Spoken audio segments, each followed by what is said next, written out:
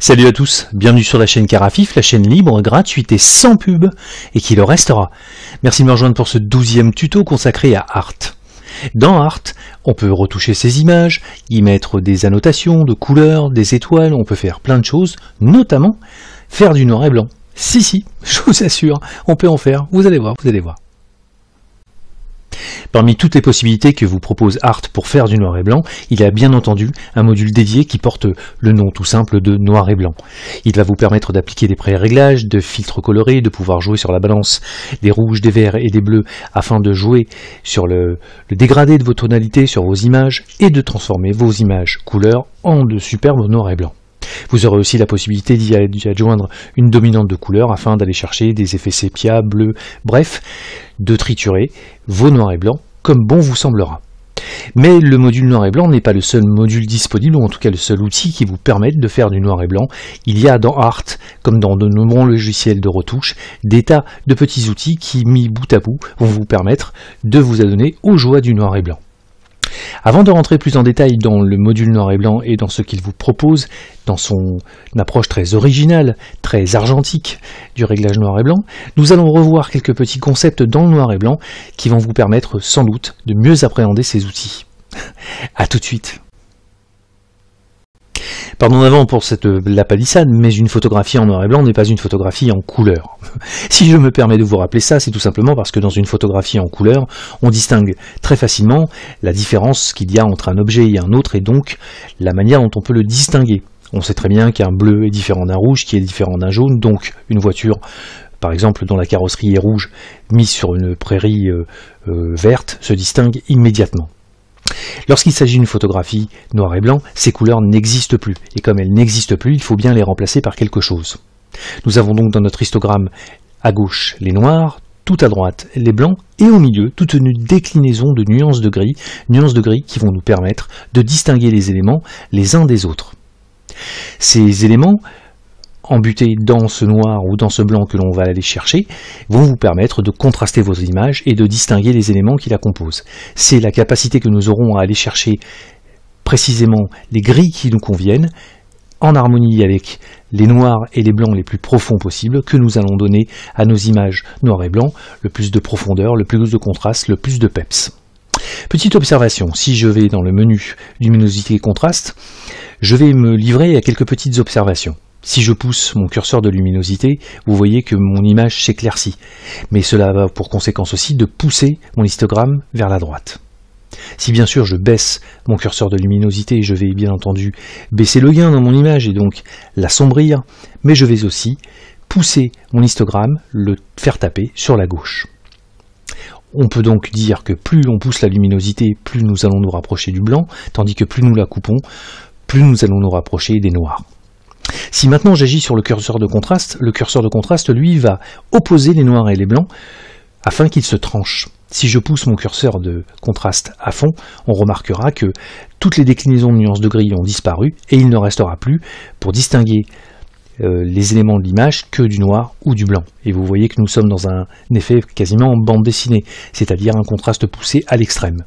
Nous aurons donc sur notre histogramme poussé simultanément les blancs et les noirs vers leur butée, vers l'extérieur.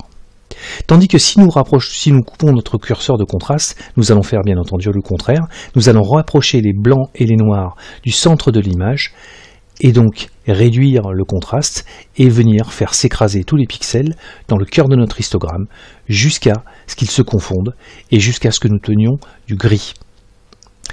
On peut donc dire que la luminosité vers la droite pousse au blanc, la luminosité vers la gauche pousse au noir, tandis qu'un contraste très élevé pousse simultanément les noirs et les blancs vers les butées de l'histogramme, et lorsque l'on coupe le curseur de contraste, on vient rapprocher les blancs et les noirs au milieu de l'histogramme, nous baissons en contraste, mais nous nous rapprochons du gris. Nous avons donc ces petites notions que nous devons garder en tête, mais d'autres notions dont je voudrais vous parler. La notion de photographie orthochromatique. Wikipédia nous livre ici une petite définition que je me permets de vous relire. Une pellicule photographique orthochromatique utilise une émulsion photographique qui est sensible uniquement à la lumière bleue ou verte, et peut être donc développée sous une lampe inactinique, rouge, jaune ou orange. Écoutez bien, la sensibilité importante au bleu rend les objets de cette couleur plus clairs et les rouges plus foncés. Wikipédia poursuit en nous disant que un filtre cyan qui bloque la lumière rouge, peut être utilisé avec un film panchromatique standard pour produire le même effet. Puisque je parle de film panchromatique, hop, si je clique dessus, Wikipédia nous rappelle que panchromatique, du grec pan, tout, et chroma, couleur, signifie une réponse psychochimique qui ne discrimine pas les couleurs, c'est-à-dire dont la sensibilité à la longueur d'onde de la lumière est similaire à la vision humaine. Le terme panchromatique s'applique particulièrement à la photographie argentique sans reproduction des couleurs dites en noir et blanc. Nous avons donc en tête une notion de luminosité, une notion de contraste, une notion panchromatique et orthochromatique. Nous allons avoir quelques petites bases pour nous livrer à quelques petites observations, et cette fois-ci, ces observations, nous allons les faire dans Art. A tout de suite. Nous allons maintenant vérifier dans Art si ce que nous avons vu dans GIMP ou ce que nous avons lu dans Wikipédia est exact ou en tout cas applicable. Voici un petit exercice tout simple. Une image dont je vous ferai observer qu'il s'agit d'une petite jeune fille au premier plan et à l'arrière-plan avec un ciel bleu. Regardez, si je coupe la chromaticité de mon image, bien entendu je la désature et je me retrouve avec un noir et blanc, nous allons regarder notre image, notre histogramme, pardonnez-moi, et je vais pousser la luminosité. Hop, je vois bien mon histogramme s'écraser vers la droite et je vois bien une image qui se blanchit, qui s'éclaircit, tandis que si je coupe ma luminosité, celle-ci s'assombrit et mon histogramme cogne bien vers la gauche. Si je pousse mon curseur de contraste, hop, vous voyez que mes blancs et mes noirs se repoussent simultanément vers les butées, donc les blancs à fond vers la droite et les noirs à fond vers la gauche de l'histogramme. Tandis que nous observons sur notre image que la déclinaison de nuances de gris se réduit à peau de chagrin et on distingue les éléments plus spécifiquement grâce à des oppositions entre des noirs profonds et des blancs très clairs. Donc une image extrêmement contrastée, très tranchée. Si je coupe mon contraste, je vais bien entendu faire le contraire. J'aurai une image complètement délavée dans laquelle les éléments vont de moins en moins se distinguer et j'observe sur mon histogramme que bien entendu les blancs et les noirs ont été comprimés, rapprochés vers le centre de l'image jusqu'à ce que les pixels se confondent plus ou moins. On voit bien que ces notions sont donc universelles et qu'elles s'appliquent dans n'importe quel logiciel photographique. Je vais couper l'ajustement là et je vais venir faire quelques petites observations, mais cette fois-ci dans mon module noir et blanc. Je l'active, mon image est donc désaturée, et je vais placer les pré-réglages sur orthochromatique. Souvenez-vous, les bleus s'éclaircissent tandis que les rouges s'assombrissent. On voit bien que le visage de cette jeune fille se ternit, tandis que le ciel bleu tout à l'heure s'éclaircit à un point tel qu'il est quasiment blanc. Si maintenant je passe en panchromatique, donc à une vision proche de ce que l'œil humain perçoit en termes de couleurs, hop, cette fois-ci, vous voyez que j'ai une image plus harmonieuse avec des bleus qui se sont légèrement plus assombris et des tons clairs, et des tons chers, pardonnez-moi, qui ressemblent à peu près à des tons chers tels qu'on pourrait les entendre sur une photographie noir et blanc. Nous avons une vision assez homogène en termes de distinction entre les différents éléments, nous sommes très proches de la vision humaine. Souvenez-vous de ce que disait Wikipédia, qu'un filtre cyan sur une pellicule orthochromatique donnait la même chose. Je vais repasser donc en orthochromatique, vous voyez que mes blancs se sont éclaircis et mes tons chers assombris, et je vais maintenant appliquer un bleu vert, donc proche du cyan, hop, et vous voyez que je récupère, en gros,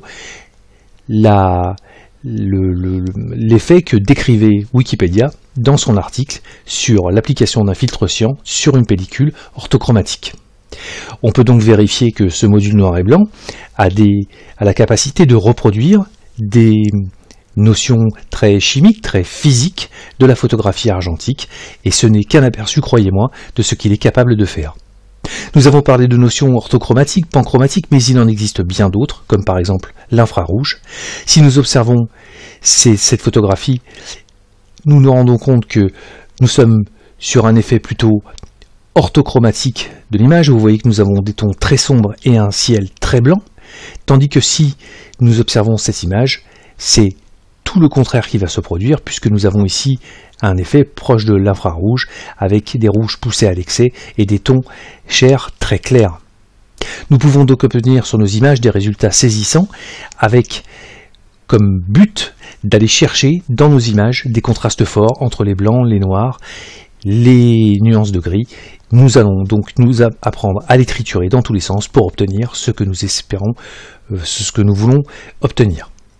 Mais bien entendu, il faut garder en tête toutes ces notions et aller les chercher en connaissance de cause et pas au hasard, car plus on sait manipuler les outils en ayant une idée déjà de ce qu'ils vont rendre, plus la photographie, la retouche noir et blanc est facile, entre guillemets.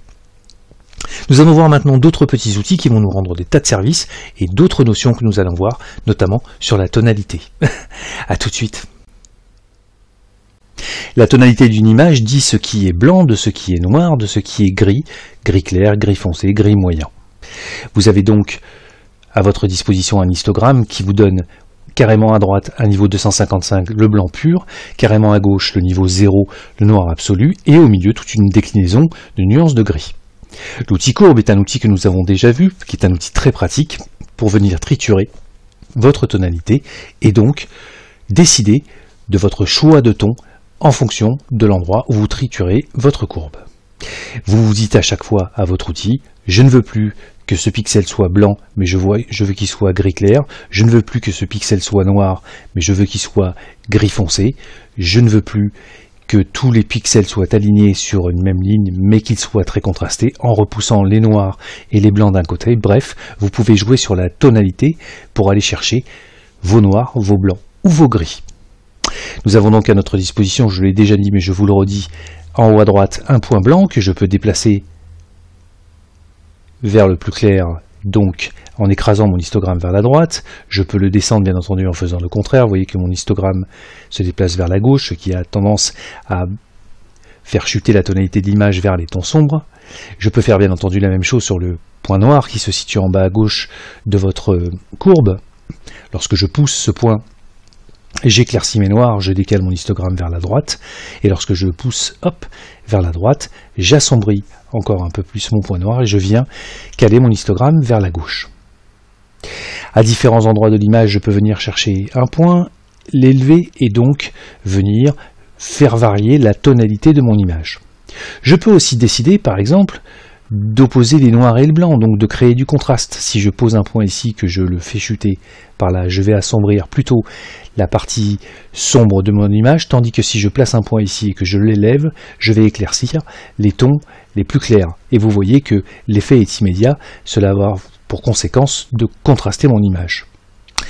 Il existe différentes manières d'aller chercher les tonalités dans l'image. Vous pouvez aussi le faire à partir du mixeur de canaux, de tas de petits outils comme ça qui vont vous permettre de venir jouer sur la tonalité de votre image en jouant soit sur la courbe de luminosité, soit sur le rouge, soit sur le vert, soit sur le bleu. Bref, il existe des tas de façons d'interagir sur la tonalité de votre image et donc d'aller chercher vos blancs, vos noirs ou vos gris. Vous voyez qu'en une simple petite manipulation, nous avons énormément contrasté notre image et nous avons fait péter ce t-shirt au milieu de cette image et nous avons changé complètement la philosophie de départ de l'image qui était, je vous le rappelle, ceci. Vous voyez que nous passons de quelque chose de très délavé à quelque chose de très contrasté. Tonalité, luminosité, contraste, panchromatique, orthochromatique. Nous allons voir maintenant un petit peu de notions d'infrarouge et surtout nous allons parler filtre coloré. A tout de suite. Nous voilà de nouveau sur Wikipédia pour parler photographie infrarouge. Wikipédia nous dit, en photographie infrarouge, la pellicule ou le capteur photographique utilisé sont sensibles à la lumière infrarouge. La partie du spectre capté est en fait l'infrarouge proche, d'une longueur d'onde d'environ 700 à environ 900 nanomètres, proche du spectre visible, différente de l'infrarouge lointain utilisé pour l'imagerie thermique. Un filtre infrarouge est habituellement ajouté à l'appareil photographique pour filtrer la lumière visible et ne laisser passer que la lumière infrarouge. Ces filtres semblent donc noirs ou rouge très foncé. Nous avons donc une surface sensible, soit un capteur, soit un film, qui va réagir donc à ces infrarouges, et nous allons placer sur notre appareil photo un filtre qui va couper tout le spectre de la lumière en deçà de la valeur de ce filtre. Si nous observons par exemple l'échelle de la lumière, nous voyons donc le spectre visible qui oscille entre 380 et 780 nanomètres, et l'on voit aussi que ce spectre visible évolue entre les violets et les rouges. Et nous avons à l'intérieur toute une déclinaison de progression de couleurs, passant de l'indigo au bleu, au vert, au jaune, à l'orange et au rouge. On voit toute la plage qui est en deçà du spectre visible, c'est ce que l'on appelle les spectres invisibles ultraviolets, et au-delà de 780 nanomètres, nous voyons la zone proche infrarouge, donc celle que les photographes vont plutôt chercher, tandis que plus nous nous éloignons de l'infrarouge moyen ou de l'infrarouge lointain, nous allons rentrer dans une type de photographie plutôt scientifique, la photographie thermique, comme le disait Wikipédia. Si je vous montre cette petite échelle, si je vous parle de lumière, de photographie infrarouge, c'est tout simplement pour vous dire que la photographie infrarouge ne sert pas seulement qu'à faire des paysages où les feuillages sont blancs, les ciels assez contrastés, bref, où la colorimétrie des images est complètement perturbée. Elle peut être aussi utilisée notamment sur le portrait pour faire des photographies assez rigolotes, dans le sens où les tons chers, les tons plutôt rouges, ont un aspect assez fantomatique, et les images que donne la photographie infrarouge peut donner sur des portraits des résultats assez saisissants. Si je vous parle de photographie infrarouge, c'est parce que dans un instant ou dans quelques minutes en tout cas, nous allons en reparler lorsque nous allons faire quelques petites démonstrations. Mais tout de suite, nous allons comme promis parler filtres colorés. A tout de suite. La photographie numérique a ceci de génial qu'elle offre des possibilités de post-production juste incroyables. Si bien que vous pouvez même vous servir de votre appareil photo pour simplement capturer des pixels, les mettre dans un fichier RAW et les rentrer dans votre logiciel préféré. Une fois ceci fait, vous pouvez recadrer votre image, améliorer la netteté, bouger les contrastes, vous pouvez même transformer du rouge en vert, du bleu en jaune, bref, faire absolument tout ce que vous voulez, même recréer une balance des blancs fidèle, voire infidèle. La post-production n'a, dans des limites raisonnables, quasiment aucune limite. En ce qui concerne l'argentique, là c'est beaucoup plus compliqué. Tous les argentistes le savent, une photographie se règle à 90% à la prise de vue. À la prise de vue pour le cadrage et bien entendu la mise au point, mais aussi à la prise de vue pour aller chercher certains effets sur votre photo que vous ne pourrez pas reproduire en post-production. Même si l'argentique offre des possibilités de post-production, ce n'est absolument pas comparable avec ce que vous offre le numérique. En ce qui concerne la photographie plus spécifiquement noir et blanc, les argentistes utilisent des filtres colorés qu'ils visent sur leur objectif, filtres colorés qui ont des effets directs sur les rendus et sur les contrastes de leur image. Sur le blog laphotographiargentique.com, dont je vous laisserai bien entendu le lien dans la description de cette vidéo, l'auteur du blog a créé un petit graphique que je trouve absolument génial et que je vous propose de commenter avec moi. Nous avons donc ici notre échelle de longueur d'onde de la lumière visible, telle que nous la voyions tout à l'heure lorsque nous parlions de photographie infrarouge. Nous avons donc à gauche les 400 nanomètres, plutôt vers les violets, et à 780 nanomètres, plutôt dans les rouges, à droite de notre échelle. Nous avons ici un petit graphique très simple, une ligne horizontale à 0%, tout ce qui se situe sur cette ligne ne passe pas, une ligne à 100% en pointillé, tout ce qui se situe sur cette ligne passe, et bien entendu, entre les deux, il y a une marge de progressivité.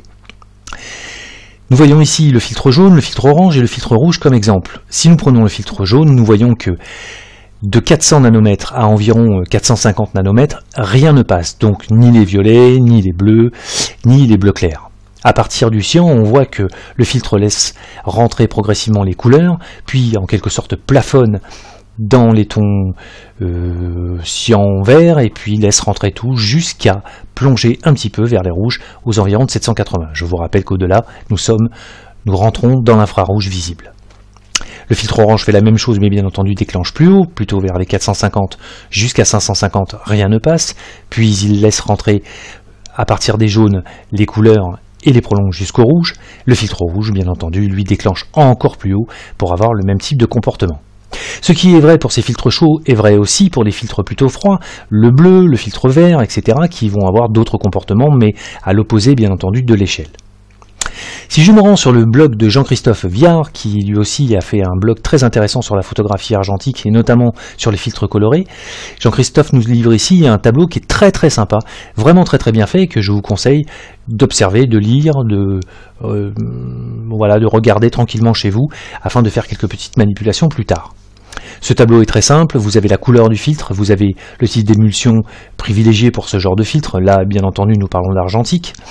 Nous avons le résultat et l'impact de ce résultat sur vos photos, et donc quelles sont plutôt les photographies, les sujets qui sont à privilégier pour ce type de filtre.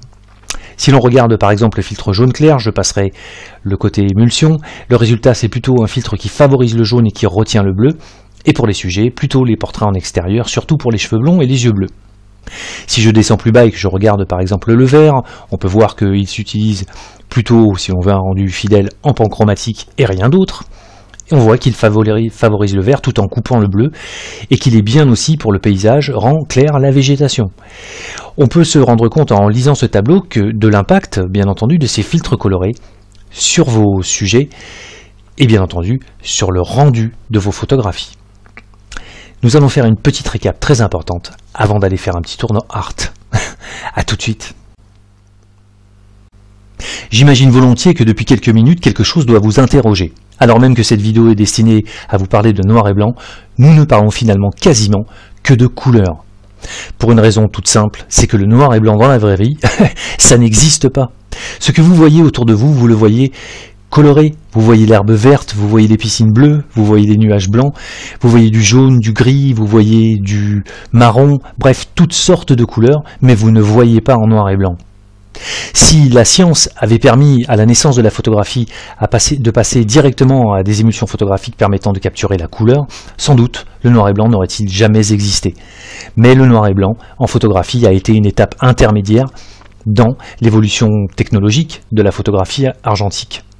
Si bien que maintenant, vous avez une certaine connaissance, en tout cas une certaine habitude des photographies noir et blanc, mais ne perdez jamais à l'esprit que ce que vous voyez est en couleur, et que donc le noir et blanc est en quelque sorte une traduction de la réalité dans une échelle qui va du blanc, enfin du noir jusqu'au blanc, en passant par des gris.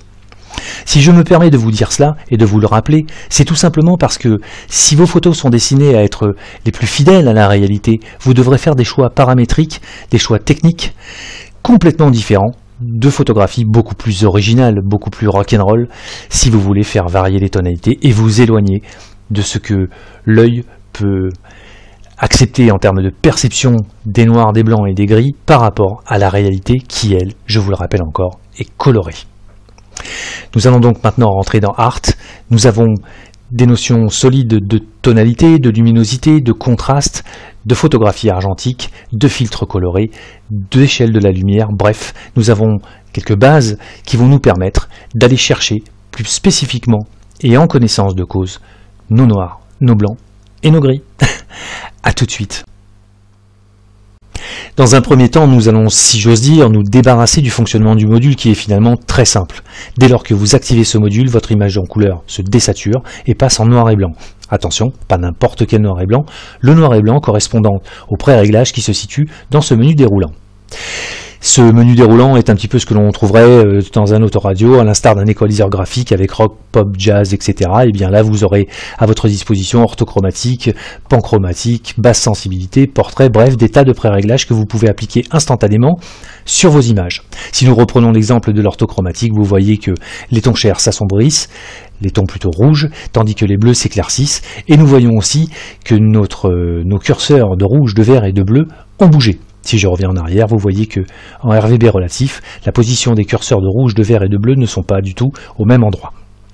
Dès lors que vous poussez un curseur dans un pré-réglage n'importe lequel, vous n'êtes plus exactement dans ce pré-réglage. Si par exemple en orthochromatique, vous bougez votre curseur, je ne sais pas moi, de rouge, vous voyez que celui-ci détecte que vous n'êtes plus dans cette plage et il repasse en RVB relatif. Donc si votre intitulé change, votre pré-réglage change dès lors que vous bougez les curseurs, ne vous inquiétez pas, c'est tout à fait normal. Nous avons à notre disposition aussi un menu filtre coloré qui, comme son nom l'indique, va vous permettre d'appliquer sur vos noirs et blancs une simulation de filtre coloré.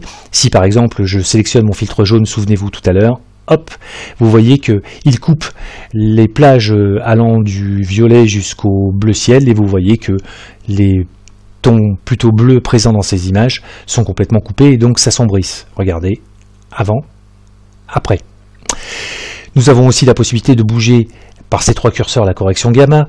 Dans un premier temps, je vous conseille de ne pas toucher ces trois curseurs et de vous concentrer sur les autres fonctionnalités du module. Nous reparlerons plus tard des corrections gamma, mais afin de ne pas vous embrouiller, nous allons ignorer volontairement dans un premier temps ces trois curseurs. Enfin, en partie basse du module, vous avez la possibilité de mettre sur vos photos une dominante de couleur très facilement grâce à deux petits curseurs. Le premier fixe sur une échelle de couleur la teinte et en bas la puissance de la saturation. Vous voyez que par exemple nous pouvons très rapidement donner un effet sépia à nos images en sélectionnant une couleur plutôt chaude ici et en poussant plus ou moins la saturation. Vous pourrez donc donner des effets très vintage à vos images, voire des effets pop. Maintenant que nous avons vu comment fonctionne ce module, nous allons rentrer dans le vif du sujet et tester quelques réglages. A tout de suite. Ce tuto n'ayant ni la vocation ni la prétention de faire de vous des rois du noir et blanc, ne l'étant moi-même pas, je vous propose de faire des petites séances sur différentes photographies et de nous livrer à quelques petites observations. Nous ferons ensuite pause, vous pourrez les reproduire à la maison, puis passer à la photographie suivante. Essayez à chaque fois, au travers de vos observations, de faire un lien entre ce que nous avons vu précédemment et ce que vous êtes en train de constater, de manière à essayer de nourrir votre culture des tonalités, des couleurs, de la lumière, etc. sur vos photos. Petit à petit, vous pourrez ainsi avoir des repères qui vous permettront d'aller chercher plus spécifiquement vos réglages. Nous allons donc commencer par cette photographie dans la première petite séance. A tout de suite. Avant toute chose, sachez que toutes les photographies que vous verrez dans ce tuto, hormis celles qui sont les miennes bien entendu, qui ont été prises sur Unsplash, seront dans la description de cette vidéo de manière à ce que vous puissiez travailler sur les mêmes. Et puis comme ça, aller voir les auteurs de ces photos, faire un petit like, ça leur fera toujours plaisir. Voici une photo qui est très intéressante pour le sujet qui nous intéresse, c'est-à-dire le module noir et blanc et ses petites vertus. Nous avons donc une espèce de succession d'encadrements avec différentes couleurs. Vous voyez que nous avons du vert, du bleu, nous avons du violet, une espèce de mauve, du rouge, du vert, du orange, du jaune, bref, des couleurs chaudes et des couleurs froides. Je vais donc passer cette photographie en noir et blanc, je suis en RVB relatif. Clic. Vous voyez que, comme je le disais en début de tuto, les couleurs n'existent plus, il faut bien les remplacer par quelque chose. Nous avons donc toute une déclinaison de nuances de gris. Nous observons sur notre photographie qu'il n'y a que très peu de noir et quasiment pas de bleu, pas de blanc ou peu de blanc. Nous allons donc maintenant faire l'application d'un petit filtre coloré, tout simple. Nous allons prendre les oppositions entre le rouge et le bleu. Si je prends le filtre rouge, rappelez-vous, carrément à droite du spectre visible, hop, voici ce que cela fait. Cela met en exergue, cela pousse, cela dope tout ce qui se situe dans les tons chauds, tandis que les tons froids, eux, vont être un petit peu plus négligés, comment dirais-je. Et donc, négligés, entendez par là, assombris ou ternis. Si maintenant je prends un filtre opposé, un bleu, vous voyez qu'il se situe et qu'il fait exactement le contraire, c'est-à-dire qu'il dope plutôt les tons foncés, les tons plutôt à gauche de notre spectre lumineux visible, tandis que toute la partie droite de notre spectre sera négligée. Donc vous voyez dans les rouges, dans les oranges et dans les jaunes, ceux-ci vont s'assombrir. Voilà la mécanique en gros des filtres colorés, et ce petit exemple vous montre bien à quel point, simplement en appliquant un filtre coloré, on va pouvoir intervenir sur les contrastes de notre image très facilement. Allez, on passe à la photo numéro 2.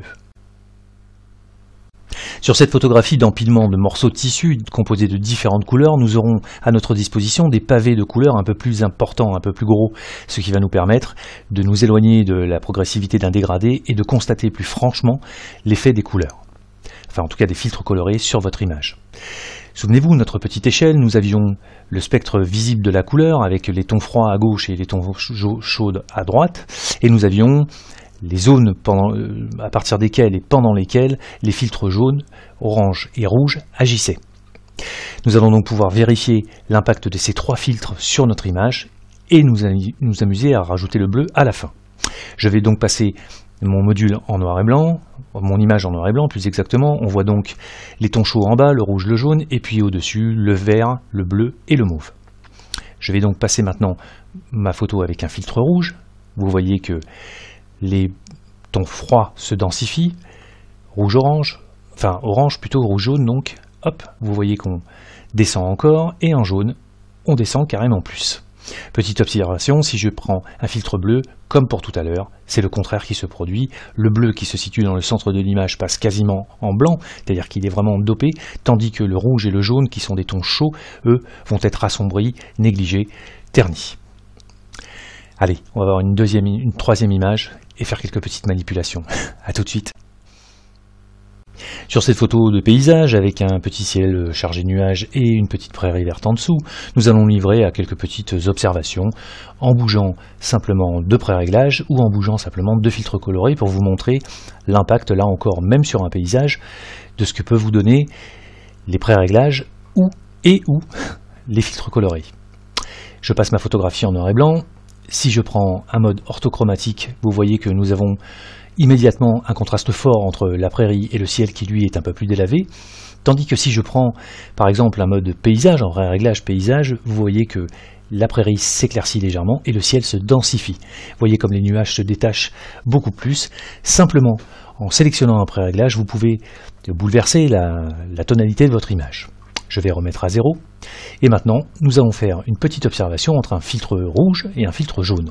Sur le filtre rouge, vous voyez que je me rapproche plutôt du pré-réglage paysage. Nous avons une densification du ciel, en tout cas du contraste des nuages dans le ciel, et une pelouse une prairie, pardonnez-moi, qui est légèrement densifiée. Si maintenant je passe avec un filtre bleu, regardez ce qu'il se produit. Je crée instantanément une sorte de dodge and burn, un contraste fort entre le ciel et la prairie. La prairie est quasiment noire. Voyez comme, simplement avec l'application d'un filtre coloré, votre photographie est bouleversée. Petite observation, je vais revenir en arrière, hop, et sélectionner à nouveau le pré-réglage paysage. Regardez, j'ai changé, bien entendu, la tonalité de mon image, mais vous voyez que mes curseurs RGB ont bougé. Si je repasse en mode, orthochromatique, vous voyez que là encore, il bouge. Si je remets à 0 en revanche, et que j'applique un filtre coloré, bleu par exemple, vous voyez que mes curseurs ne bougent pas. Il s'agit donc d'une sorte de preset qui recrée les effets des filtres colorés sans toucher à votre balance RGB. La balance rouge, vert, bleu de vos curseurs du module noir et blanc. On passe à une autre photo et on va voir un peu ce que donnent ces filtres sur des personnes cette fois-ci. A tout de suite. À partir de maintenant, nous allons rentrer dans ce que je pourrais appeler la zone rouge. Souvenez-vous, tout à l'heure, nous avons modifié la photographie d'un paysage en dungeon burnant, si j'ose dire, le ciel et la pelouse. Et nous avions donc une prairie très dense, très noire. C'était plutôt sympa en effet, mais les conséquences étaient plutôt neutres dans le sens où une prairie ne viendra jamais se plaindre.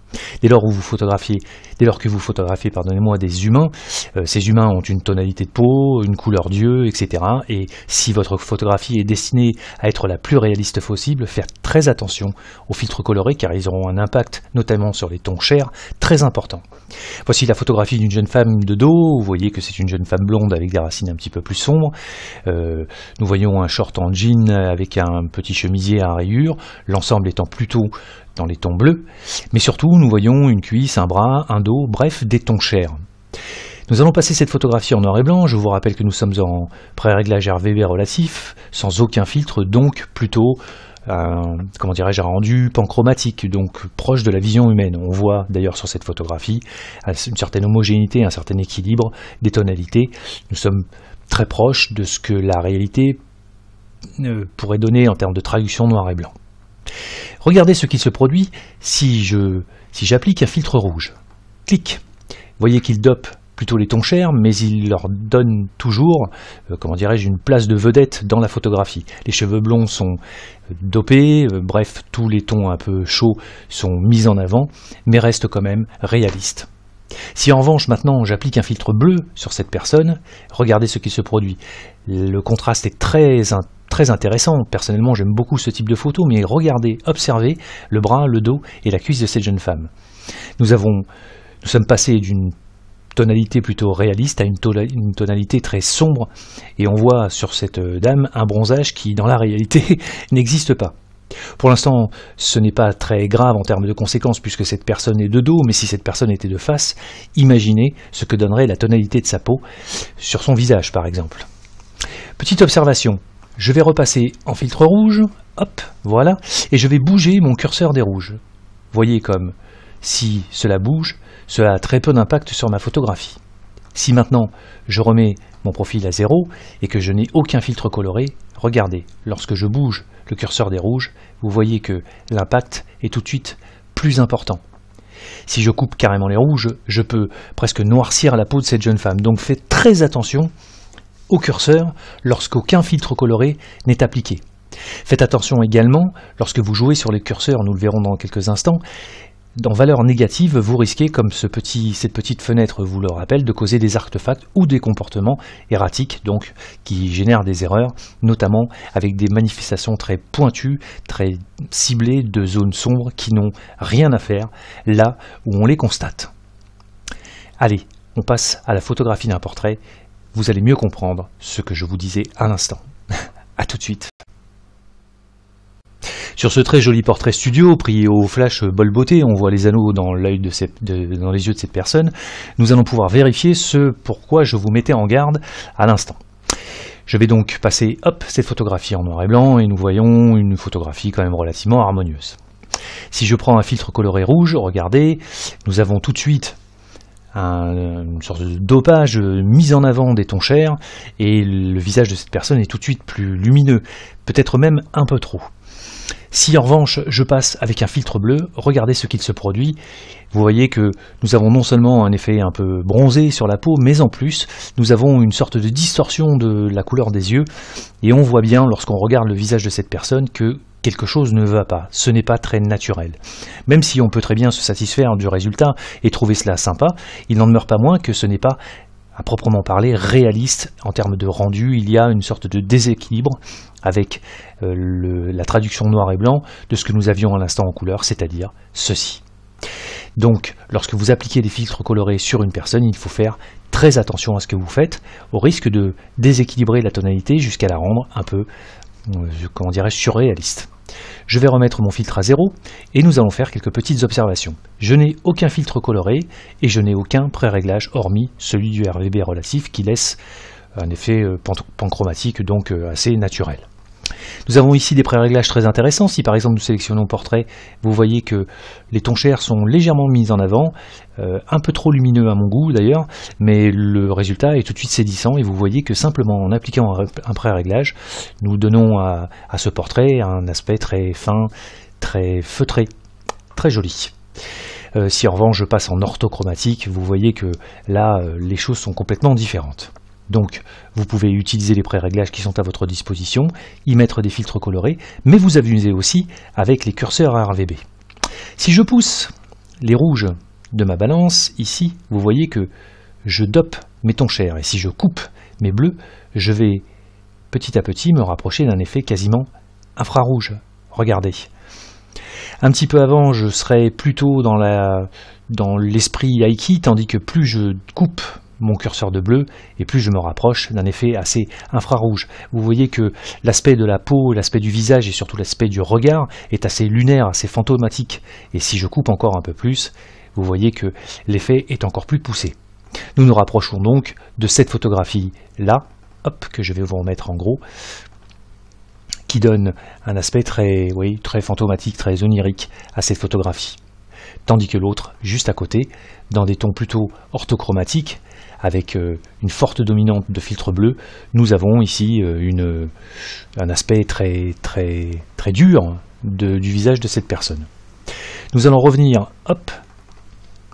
sur cette photographie-là et vous faire remettre tout cela à 0 et vous faire observer une petite chose. Faites très attention, je n'ai aucun filtre coloré. Regardez, si je coupe mon filtre rouge, alors là, non seulement je perturbe la tonalité naturelle de l'image, mais vous voyez, je vois apparaître ici dans la zone par exemple des lèvres, des commissures jusqu'au milieu de la bouche, des zones extrêmement tranchées, extrêmement sombres. Ce sont les fameuses zones erratiques que le petit pop-up vous rappelait tout à l'heure.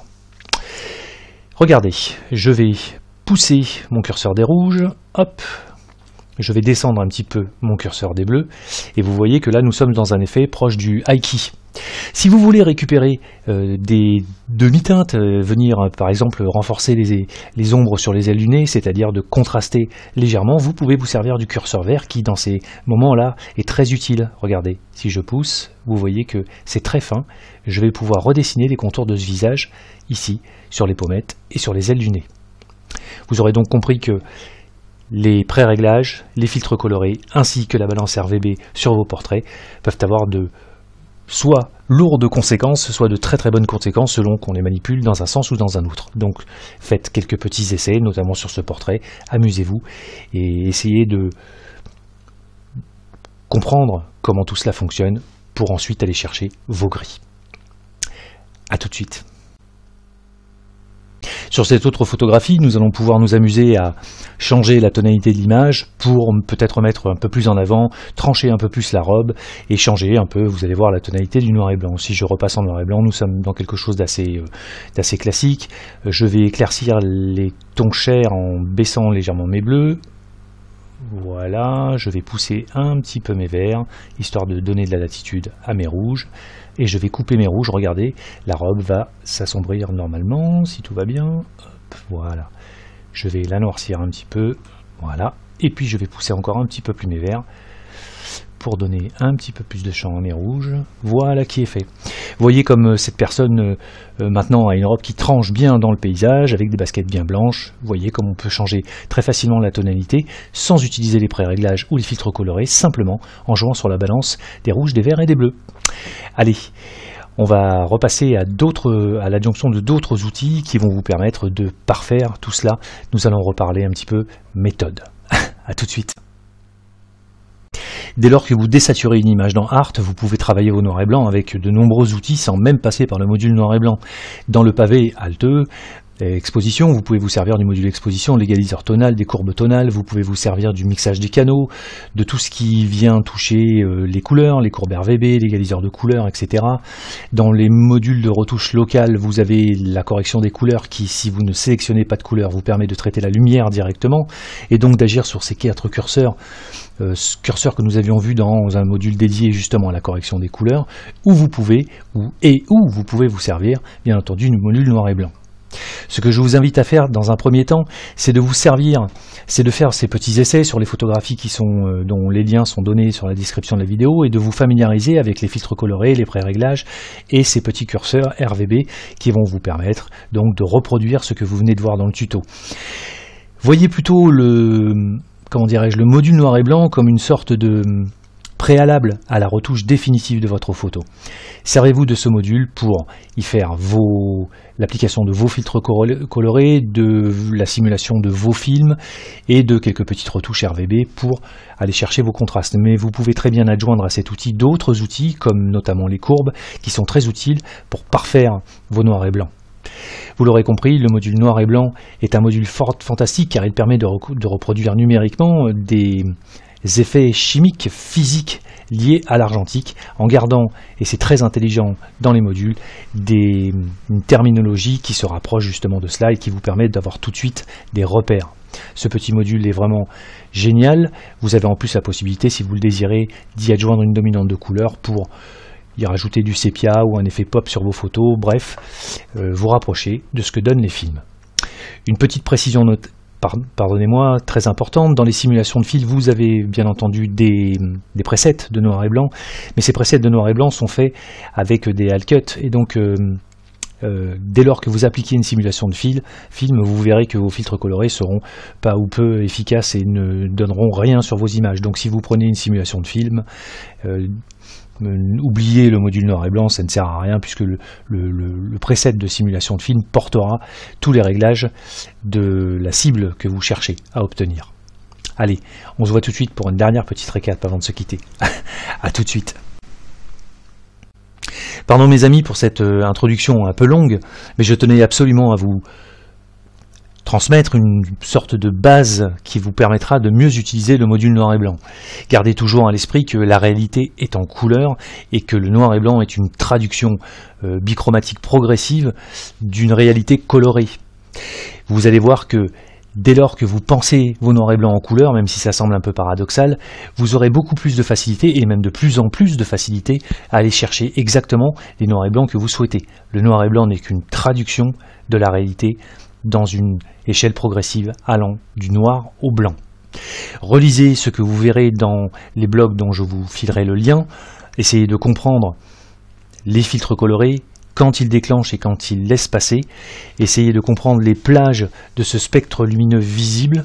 Essayez de vous imprégner de ces notions d'argentique, orthochromatique, panchromatique, la photographie infrarouge, et essayez de comprendre ce que cela donne en termes de rendu.